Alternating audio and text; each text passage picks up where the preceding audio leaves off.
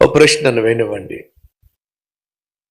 ఒక వ్యక్తి కాలు లారీ టైర్ కింద పడింది.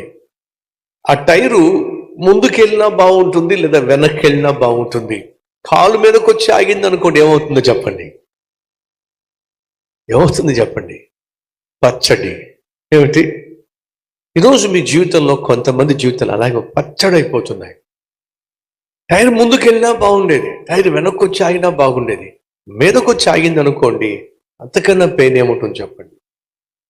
పార్కింగ్లో మీరు కారు తీసుకుంటున్నప్పుడు, మీ బైక్ తీసుకుంటున్నప్పుడు ఎవరో ఒకరి కాలు మీద టైర్ వెళ్ళొచ్చు.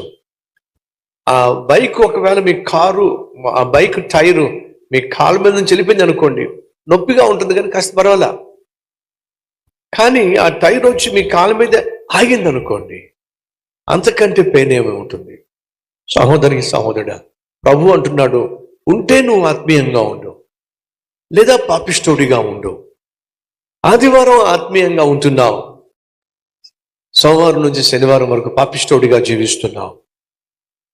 ఫలితంగా నా దీవెన పొందుకోలేకపోతున్నావు, అటు లోక పాపిష్టి జీవితాన్ని అనుభవించలేకపోతున్నావు, మధ్యస్థంగా నలిగిపోతున్నావు. దేవుడు అంటున్నాడు, ఏం ప్రయోజనం? ఈరోజు మనలో ఎవరైనా అటు ఇటు కాకుండా జీవిస్తున్న వాళ్ళు, అటు దేవుణ్ణి విడిచిపెట్టక ఇటు సైతాన్ని విడిచిపెట్టకుండా మధ్యస్థంగా ఉన్నవాళ్ళు, ఈరోజు మీ జీవితాన్ని సంపూర్ణంగా దేవునికి అప్పగిస్తే ఎంత బాగుంటుంది.